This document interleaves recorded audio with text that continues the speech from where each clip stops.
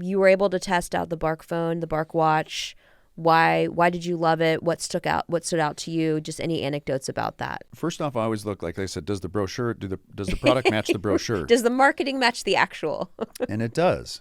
Good. And so I developed my own rubric. I have like 147 requirements Of that I course you made do. for myself of like what a system should have. If I were to build a system from scratch, what would it do? What do parents need? What do kids need? What should the system function like? Does it respect privacy? All this kind of stuff. And then I go through and I have certain ones that are critical. Like some are nice to have, some are must have.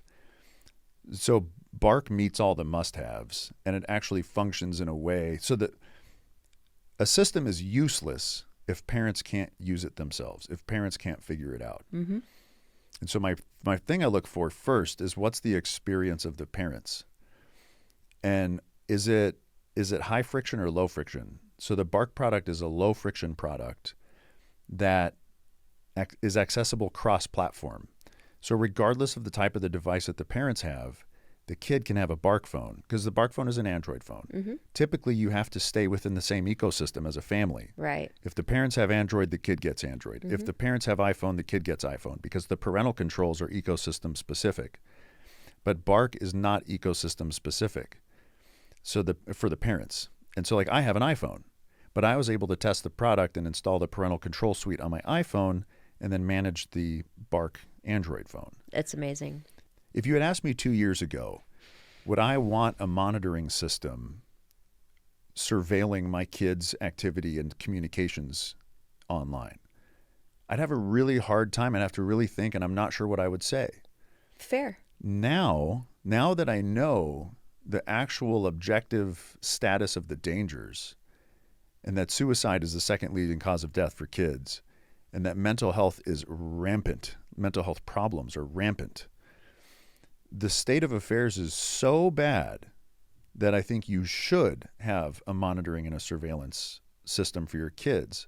But then when you do that, monitoring and surveillance is very time consuming, to the effect that if you have a full-blown spy system where you can see everything they do, you're actually not going to see any of it. No. Because after the first couple of days, you'll go like, this is too much. So overwhelmed. What am I can barely read all my own text messages. Right, now, right. They've got 145 text messages about Pokemon. Like, I can't read all that. No. And so I like how Bark uses AI, and it's ironic in the context of talking about AI, but there's ways to use it for good. This is one of the ways. Yes.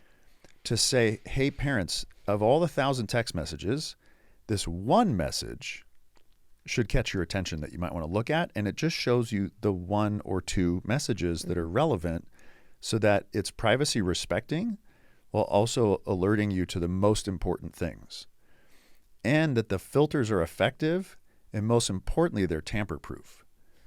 So the tamper-proof thing is not common. Right. But the mechanism that Bark phones use is such where it embeds itself deeper in the system, which is one of the reasons why you guys sell it as a device. Exactly. Because you have the app, which is powerful, but not as tamper-proof as when you buy the device, because it's baked into the device. And the right way to do it is when the kid tries to make a change on the phone, it does not allow the change. It asks for a passcode, and the passcode is randomly generated on the parent's phone so that the kid can't memorize or steal the passcode because it changes every time. And the parents have to generate it on their phone, which is the correct way to do it. We need to get you in a room with our engineers. Like, there would be so many wonderful conversations. They're definitely an amazing team that built tech for their own kids. Yeah. So, I mean, I used to look after the largest BlackBerry deployment in the world when I worked for Northrop, and then I went to work for BlackBerry, and so I understand what it means to control devices, right, and to monitor devices and to facilitate tamper-proof, high security controls. BlackBerries at the time were used, like President Obama used a BlackBerry. Yeah. So I understand what it means to have tamper-proof controls and which mechanisms are required. And Bark has the correct mechanisms so that the kid can't override it, because kids are smarter than we are, And so it is an effective tool in a very dangerous world. And if you're going to give your kid a device that has internet access, you should take a whitelist approach, and you must use tamper-proof controls. If you do not do those things, they will encounter stuff that they shouldn't encounter, and it might end up hurting them. Mic drop.